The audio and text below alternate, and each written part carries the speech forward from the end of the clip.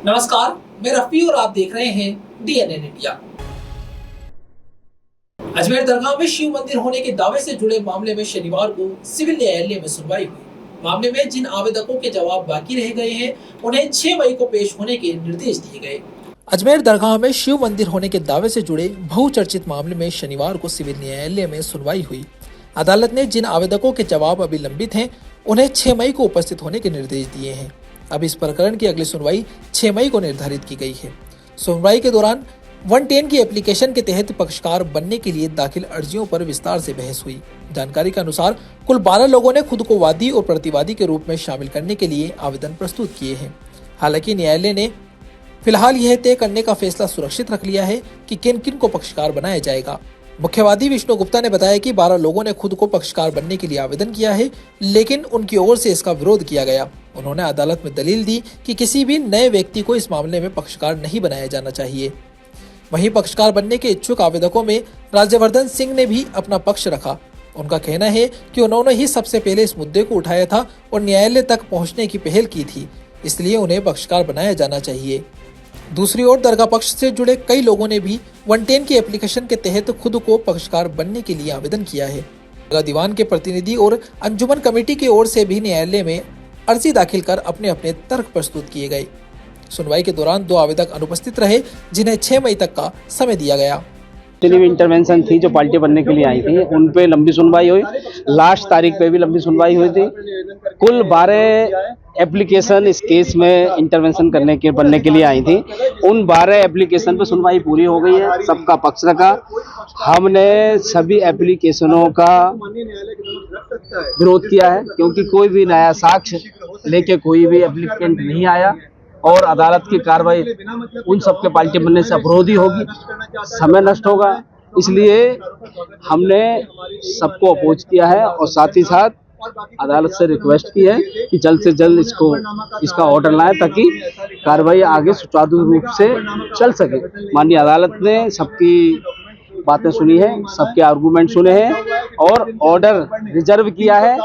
देखते हैं ऑर्डर आज आ जाएगा या कल सुबह आ जाएगा। ऑर्डर आने के बाद 7/11 की सुनवाई सुचारू रूप से चलेगी, जो कि दरगाह कमेटी ने ऑब्जेक्शन लगाया था। उस पे 7/11 की सुनवाई पूर्ण होने के बाद दरगाह जैसे बताया जा रहा है उसकी सर्वे होगा और जो हमने अपने दावे में जो साक्ष्य पेश किए हैं, वो सभी साक्ष्य के आधार पर सच्चाई सामने आएगी। देखो, आज हम 2 पंक्तियों में बताते हैं आपको कि 12 पक्षकारों की याचिका पर सुनवाई हुई।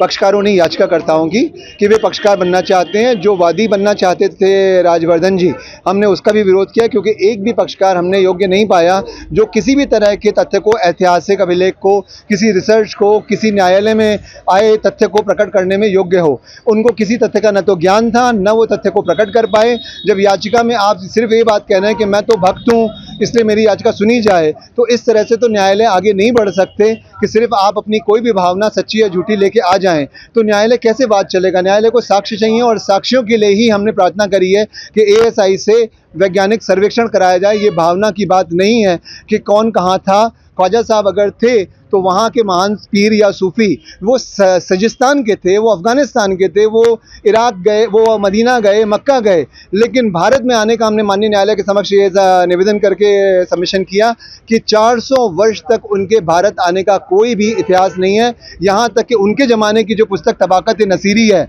उसके दोनों वॉल्यूम में किसी ख्वाजा साहब के आने का जिक्र नहीं है। हुमायूं नामा में नहीं है, बाबर नामा में भी नहीं है, अमीर खुसरो ने भी नहीं किया, किसी ने उल्लेख नहीं किया। तो इसका मतलब कोई न कोई तो भ्रम फैला रहा है इस देश में। जब 1637 तक ये आया है प्रिवी काउंसिल के निर्णय में कि वहाँ का उसको बुलगोर थाना कहा गया है और दरोगा बुलगोर थाना वो एक हिंदू था। इसका मतलब 17वीं शताब्दी तक वो ये मान्यता थी कि ये हिंदू स्थान है। इस पर हमने माननीय न्यायालय के समक्ष वो परिभाषा भी रखी है। 110 की ही मामले की सुनवाई थी। जिन भी पक्षकारों ने ऑर्डर 1 रूल 10 में पक्षकार बनने की प्रार्थना पत्र पेश कर रखे थे, उन सभी प्रार्थना पत्रों को माननीय न्यायालय ने विस्तृत रूप से सुनवाई कर अपना आदेश सुरक्षित रखा है और मैं समझता हूँ आगामी तारीख पे आदेश पारित किया जाए। सारे 110 लगभग barring 2 application all applications have been heard. सभी एप्लीकेशंस को सुन करके कोर्ट ने अपना ऑर्डर रिजर्व कर लिया। मैंने ऑर्डर 1 रूल 10 जो हमारे दरगाह दीवान है सज्जाद नशीन साहब, उनकी तरफ से पक्षकार बनने की एप्लीकेशन की पैरवी करी थी कोर्ट के सामने। कोर्ट ने उसको सुन लिया है, जो भी आदेश होगा। माननीय न्यायालय में वादी विष्णु गुप्ता द्वारा जो वाद अजमेर कोर्ट में लगाया गया है, जिसे आस्था की बुनियाद के ऊपर वो यहाँ पे मंदिर होने का जो अपना दावा है वो देने आए हैं, उस पर सभी पक्षकारों को कोर्ट ने सुना। हम सर्वधर्म ख्वाजा मंदिर पंजाब होशियारपुर ज़िले से सूफी श्री राज जैन की ओर से यहाँ पे प्रस्तुत हुए और हमने अपनी बात रखी। यहाँ पे सारे पक्षकार जो लोग हैं वो सभी अपनी भावनाओं को लेकर, अपनी संवेदनाओं को लेकर, अपनी जो धार्मिक आस्था है उसको लेकर यहाँ पे प्रस्तुत हुए हैं। हम सर्वधर्म ख्वाजा मंदिर की जानिब से जो वहाँ पे पंजाब में होशियारपुर में पहला देश का मंदिर जो सूफी मंदिर है, जिसके तौर पे हम लोग वहाँ के उसके सूफी राज जैन जो है वो उसके संरक्षक है, तो माननीय न्यायालय को हमने अपनी बात रखी है ताकि हमें भी उसमें प्रस्तावित जो वादी पक्षकार के तौर पे हमें जो बनाया जाए और प्रतिवादी बनाया जाए, तो माननीय न्यायालय ने हमें बहुत अच्छे से सुना और अगली सुनवाई 6/5/2026 को ऑर्डर पे रखी है। ये तय होगा कि कौन इसमें अगला पक्षकार बनेगा और कौन नहीं बनेगा। मेरा नाम एडवोकेट अनवर हुसैन शेख, मैं गुजरात हाई कोर्ट का अधिवक्ता हूँ। दिल्ली की मुख्यमंत्री रेखा गुप्ता के खिलाफ सोशल मीडिया पर कथित रूप से अभद्र और अमर्यादित भाषा का प्रयोग करने के मामले में अजमेर के पीयूष सुराणा को पुलिस द्वारा शांति भंग के आरोप में गिरफ्तार कर जेल भेजने का मामला अब तूल पकड़ता जा रहा है। दिल्ली की मुख्यमंत्री रेखा गुप्ता के खिलाफ सोशल मीडिया पर कथित रूप से अभद्र और अमर्यादित भाषा का प्रयोग करने के मामले में अजमेर के पीयूष सुराणा को पुलिस द्वारा शांति भंग के आरोप में गिरफ्तार कर जेल भेजने का मामला अब तूल पकड़ता जा रहा है। मामले में आज पीयूष सुराणा को सिटी मजिस्ट्रेट द्वारा जमानत मिलने के बाद कांग्रेस नेताओं ने पुलिस प्रशासन की कार्यप्रणाली पर गंभीर सवाल खड़े किए।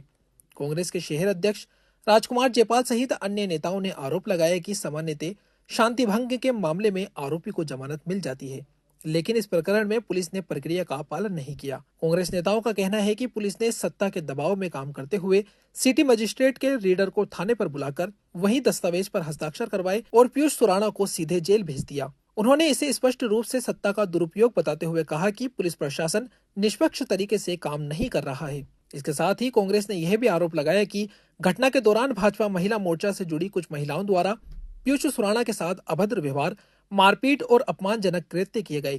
कांग्रेस नेताओं ने इन आरोपों की निष्पक्ष और उच्च स्तरीय जांच कराने की मांग की है। जहाँ तक पीयूष सुराणा वाला जो है वो जांच का विषय है, पूरी जांच होने तक क्या आउटकम आता है, तो मैं यही चाहता हूँ कि एक बड़े अधिकारी से इसकी जांच की जाए और साथ ही जो 151 में इनको पीयूष सुराणा को गिरफ्तार किया, आज उनकी बेल हो गई है, जबकि बेल कल ही हो जानी चाहिए, सिटी मजिस्ट्रेट को लेनी चाहिए, लेकिन सत्ता का दुरुपयोग करते हुए भाजपा ने उनको जेल भी भेज दिया और अब जाके बेल हुई है। और साथ ही जो भाजपा महिला मोर्चा ने जो कृत्य किया उसकी मैं कड़ी भर्त्सना करता हूं, विरोध करता हूं कि किस तरह से उन्होंने ओपन क्राइम किया है। वहां थाने पे जाके शाही फेंकेगा, शाही की जगह वही एसिड या कोई चाकू छुरी चल जाता तो क्या हाल होता पीयूष सुराणा का। उसका विरोध करता हूं और उसको मारपीट भी की है और साथ ही मैं चाहता हूं कि उनके खिलाफ कार्रवाई हो जाए, FIR दर्ज हो और उनको अरेस्ट किया जाए। आज जिस तरह से ये जो चल रहा है सत्ता का दुरुपयोग, महिलाओं के पक्ष में कांग्रेस पार्टी हमेशा से रही है। देश की आज़ादी से लेकर आज तक महिलाओं के सम्मान के लिए कांग्रेस पार्टी हमेशा खड़ी हुई है।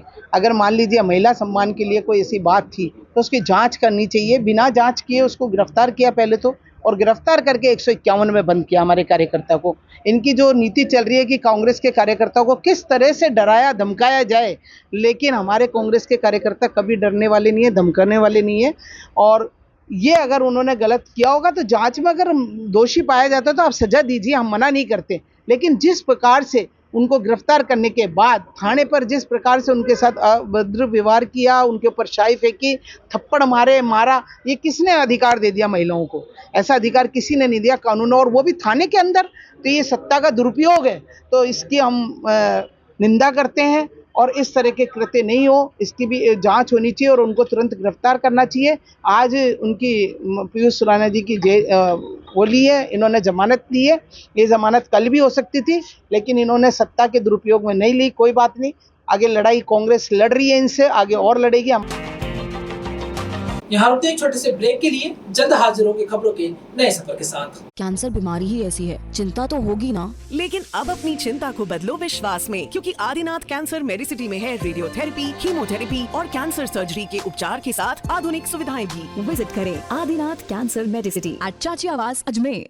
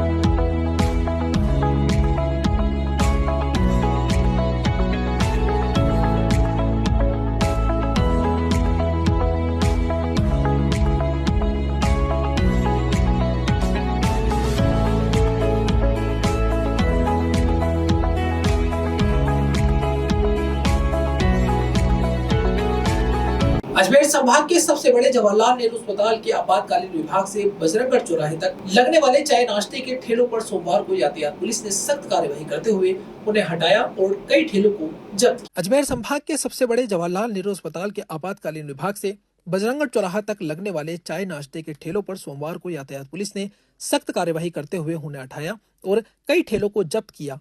इस दौरान ठेला संचालकों के खिलाफ चालान भी बनाए गए। यातायात पुलिस के अधिकारियों ने बताया कि यह कार्यवाही नगर निगम के साथ संयुक्त रूप से की गई। अस्पताल के आपातकालीन विभाग और ओपीडी की ओर जाने वाले यह मार्ग अत्यंत महत्वपूर्ण है। यहाँ दिन भर एम्बुलेंस, मरीजों और उनके परिजनों की आवाजाही बनी रहती है। सड़क किनारे अवैध रूप से लगे ठेलों के कारण रास्ता सकरा हो जाता है, जिससे कई बार जाम की स्थिति बन जाती है और आपातकालीन सेवाएं प्रभावित होती रहती हैं। पुलिस के अनुसार ठेला संचालकों को पहले भी कई बार चेतावनी दी गई थी कि वे अस्पताल मार्ग से अपने ठेले हटा लें, लेकिन इसके बावजूद उन्होंने निर्देशों की अनदेखी की। इसी के चलते आज सख्त कदम उठाते हुए मामले पर कार्यवाही की गई। अधिकारियों ने कहा कि अस्पताल जैसे संवेदनशील क्षेत्र में यातायात सुचारू रखना प्राथमिकता है और भविष्य में भी इस तरह की कार्यवाही जारी रहेगी। साथ ही ठेला संचालकों को वैकल्पिक स्थानों पर व्यवसाय करने के लिए कहा गया, ताकि आमजन और मरीजों को किसी प्रकार की असुविधा न हो। ये जो बजरंगगढ़ से जेलर मार्ग है, ये इमरजेंसी मार्ग है। यहाँ पर बाहर से पेशेंट आता है। ये फ्रूटी ठेले वालों ने, ये जो नाश्ता कराना उन्होंने यहाँ पर जाम लगा रखा था, ठेले लगा रखा था अनावश्यक रूप से। तो इसलिए इनको जो कार्रवाई की गई है नगर निगम के सहयोग से, और ये इनको पहले समझाइश की गई थी, लेकिन फिर भी ये ठेले हटाए नहीं गए थे, इसलिए इनके 60% कार्रवाई की गई। लगातार समझाइश की जा रही है, उसके लगातार समझाइश की जा रही है पुलिस द्वारा। उसके बाद कहना नहीं मानने के उपरांत कार्रवाई की जाती है 60%। क्या चालान भी काटे जाएंगे? हाँ, जो सामान जब्त करा उसको 60% चालान काटा गया और निरंतर कार्रवाई जारी रहेगी। पहले पुलिस द्वारा समझाइश की जाती है यातायात विभाग द्वारा, और उच्चाधिकारियों निर्देशानुसार निरंतर कार्रवाई जारी रहेगी। अजमेर शहर के आदर्श नगर थाना क्षेत्र में एक व्यक्ति ने अपनी पत्नी पर घर से जेवरात और नकदी लेकर चले जाने का आरोप लगाते हुए पुलिस थाने में शिकायत दर्ज करवाई है। पुलिस ने मामला दर्ज कर जांच शुरू कर दी है। अजमेर शहर के आदर्श नगर थाना क्षेत्र में एक व्यक्ति ने अपनी पत्नी पर घर से जेवरात और नकदी लेकर जाने का आरोप लगाते हुए पुलिस थाने में मामला दर्ज कराया। पुलिस ने शिकायत के आधार पर मामला दर्ज कर जांच शुरू कर दी है। जानकारी के अनुसार आदर्श नगर क्षेत्र में रहने वाले नंदूनाथ ने पुलिस थाने में रिपोर्ट दी कि उसकी पत्नी 4 माह पूर्व घर से जेवरात और नकदी लेकर चली गई है और तब से वापस नहीं लौटी। पीड़ित ने बताया कि उसने काफी तलाश की, लेकिन पत्नी का कोई सुराग नहीं लग रहा। नंदूनाथ ने अपनी रिपोर्ट में यह भी बताया कि उसकी शादी उसके जीजा के माध्यम से करवाई गई थी शादी के कुछ समय बाद ही पत्नी का व्यवहार बदल गया और बाद में वह घर से जेवरात व नकदी लेकर चली गई। पुलिस ने पीड़ित की शिकायत पर मामला दर्ज कर लिया है और पूरे प्रकरण की जांच की जा रही है। कल दिनांक 1/5/2026 को परिवादी श्री नंदुनाथ निवासी बड़गांव ने एक रिपोर्ट दर्ज कराई कि मेरी पत्नी प्रिया जो निवासी संतली की रहने वाली है, मुझे छोड़ के चली गई है करीब 4-5 महीने पहले, और अपने साथ में अपने गहने और नकदी भी ले गई है, ये आरोप लगाया है। और साथ में इसने ये कहा कि जो भात वगैरह में दिए थे वो पैसे मैंने उसके जीजा को दिए। कुल मिला के सारा भात वगैरह जो भी पैसा है ना, उसमें कुल 8,50,000 का आरोप लगाया है इसने। क्या लुटेरे के दुल्हन? हाँ, लुटेरे दुल्हन के नाम से, जबकि एक ही समाज के व्यक्ति है, सामाजिक रीति रिवाज अनुसार उनकी शादी हुई है। 420/406 IPC। यहाँ रुकते एक छोटे से ब्रेक के लिए, जल्द हाजिर होंगे खबरों के नए सफर के साथ। कैंसर बीमारी ही ऐसी है, चिंता तो होगी ना। लेकिन अब अपनी चिंता को बदलो विश्वास में, क्योंकि आदिनाथ कैंसर मेडिसिटी में है रेडियोथेरेपी, कीमोथेरेपी और कैंसर सर्जरी के उपचार के साथ आधुनिक सुविधाएं भी। विजिट करें आदिनाथ कैंसर मेडिसिटी एट चाची आवास अजमेर।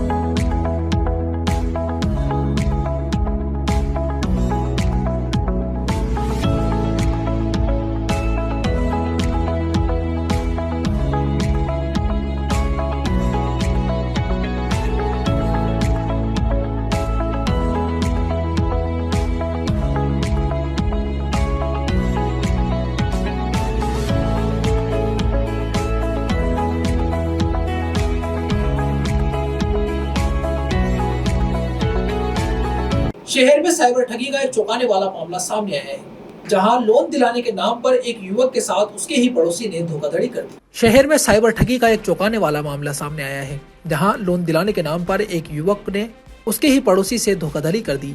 पीड़ित भरत ने शनिवार को जिला पुलिस अधीक्षक को ज्ञापन सौंपकर आरोपित ध्रुव के खिलाफ सख्त कार्यवाही की मांग की। पीड़ित भरत ने बताया कि उसके पड़ोस में रहने वाले एक युवक ने उसे बैंक में खाता खुलवाने और आसानी से लोन दिलाने का झांसा दिया। भरोसा जीतने के बाद उसने भरत से आवश्यक दस्तावेज लिए। आरोप है कि खाते की प्रक्रिया पूरी करते समय आरोपित ने बैंक में अपना मोबाइल नंबर दर्ज करवा दिया। भरत के अनुसार जब बैंक से ATM और पासबुक जारी हुई तो आरोपित ने उन्हें वेरिफिकेशन का हवाला देते हुए अपने पास ही रख लिया। भरोसे में आकर भरत ने सभी दस्तावेज और बैंक से जुड़ी सामग्री आरोपित को सौंप दी। कुछ समय बाद भरत को बैंक की ओर से नोटिस मिला, जिसके बाद उसे पूरे मामले की जानकारी हुई। जांच करने पर सामने आया कि उसके खाते का गलत इस्तेमाल किया गया है, जिससे वह खुद कानूनी परेशानी में फंस गया। पीड़ित ने जिला पुलिस अधीक्षक से मामले की निष्पक्ष जांच कर आरोपित के खिलाफ कड़ी कार्यवाही की मांग की है। मैंने कुछ नहीं निकाला, सब उसने खुलाया था। उसने ये बोला था कि ना, कि बताऊं, वो बैंक, उसने ऐसे बोला था कि ना मेरे को है ना लोन, तेरे को लोन चाहिए तो मैं तेरा खाता था खुलवा दूं। तो मैंने दिया उसको, भाई खुलवाने गया, वो बैंक में वही चला था मेरे साथ में, और उसने खाता भी खुलवाया मेरा। और जैसा मेरा उसने खुद की सिम दी थी, वो सिम दी थी तो उसी पास से आया था वो डायरी वगैरह, ATM वगैरह। तो उसने, मैंने बोला भाई ठीक है, कब होगा लोन? तो उसने बोला ठीक है, ये वेरिफिकेशन के लिए मेरे को दे दे, और ATM भी ले लिया मेरी, और पासबुक भी ले ली उसने। फिर वो मैंने उस हफ्ते भर उससे बाद में पूछा कि भाई क्या हुआ, लोन हुआ नहीं हुआ? तो उसने बोला कुछ नहीं हुआ, लोन तो हुआ नहीं, वो कंपनी फ्रॉड है, वो दिए नहीं लोन वगैरह। तो मैंने उसको छोड़ दिया, और वो घर के पास में रहता था, तो मैंने उसको भरोसा कर लिया था। आपके नाम से लोन उठाया क्या उसने? हाँ, आपके नाम से लोन उठाया क्या? नहीं, लोन तो नहीं उठाया। बाकी ये जो नोटिस आया था, जब पता चला था मेरे पास साइबर फ्रॉड कर दिया उसने, मतलब वो जो खाता था मेरा, उसने गलत उपयोग में ले लिया था। खबरों के सफर में अभी सिर्फ इतना ही, फिर हाजिर होंगे खबरों के नए सफर के साथ। तब तक के लिए दीजिए इजाजत, नमस्कार।